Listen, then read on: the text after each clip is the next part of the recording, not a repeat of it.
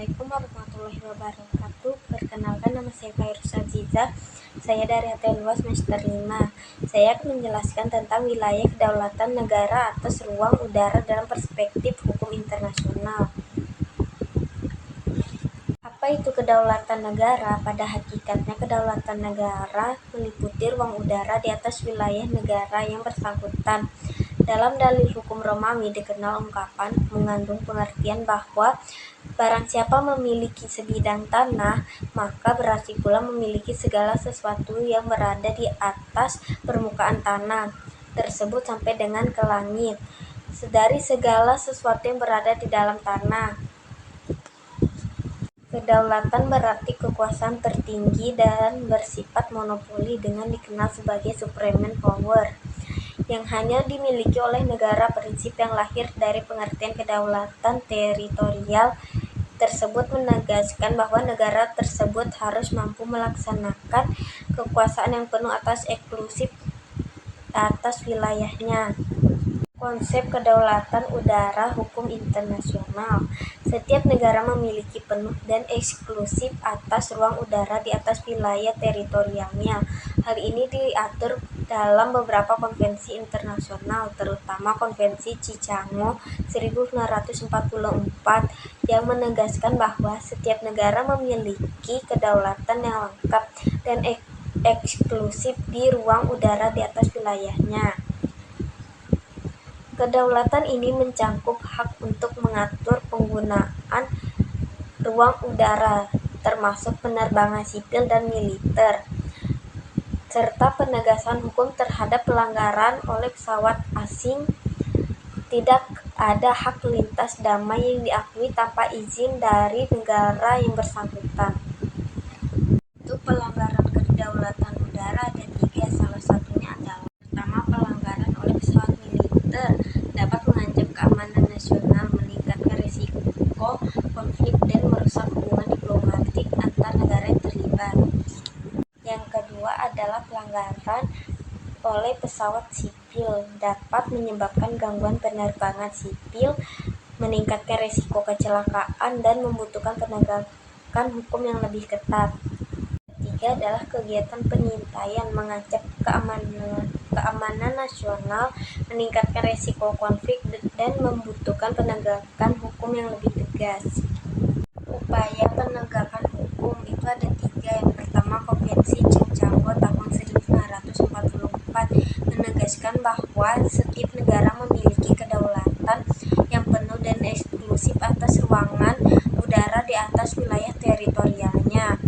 Hal ini menetapkan dasar hukum internasional untuk penegakan hukum terhadap pelanggaran kedaulatan wilayah udara. Yang kedua ada Undang-Undang Nomor 43 tahun 2008 tentang mengatur penegakan hukum terhadap pelanggaran kedaulatan di wilayah udara. Pasal 401 undang-undang ini menetapkan bahwa setiap pelanggaran harus dihadapi dengan tegas dan diatur oleh menteri yang menyelenggarakan urusan pemerintah di bidang perhubungan. Yang ketiga ada Peraturan Pemerintah Nomor 4 Tahun 2018 mengatur tentang pengamanan wilayah udara termasuk persyaratan izin diplomatik dan keamanan dan persetujuan tentang terbang bagi pesawat udara asing. Pelanggaran ini dapat dikenakan sanksi administratif seperti paling banyak 5 miliar rupiah. Selanjutnya ada dampak pelanggaran kedaulatan terhadap hubungan internasional Indonesia. Yang pertama, ketegangan diplomatik dapat mengganggu hubungan bilateral dan multilateral, membutuhkan upaya diplomatik yang signifikan untuk menyelesaikan masalah tersebut. Kedua, ada perubahan perjanjian dan kerjasama dapat mengurangi kepercayaan dan stabilitas dalam hubungan internasional, serta membutuhkan penyesuaian kebijakan dan perjanjian yang lebih ketat.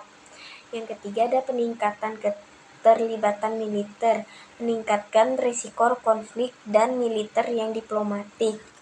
Kesimpulannya adalah bersangkutan setiap negara berdaulat mempunyai wilayah teritorialnya sendiri, berbatasan dengan batas daratan perairan yang meliputi laut teritorial yang berhadapan dengan negara lain, laut teritorial yang berdampingan dengan laut lepas landas kontinen, serta batas kedaulatan udara secara horizontal dan secara vertikal. Kedaulatan udara secara vertikal belum ada kata sepakat secara internasional.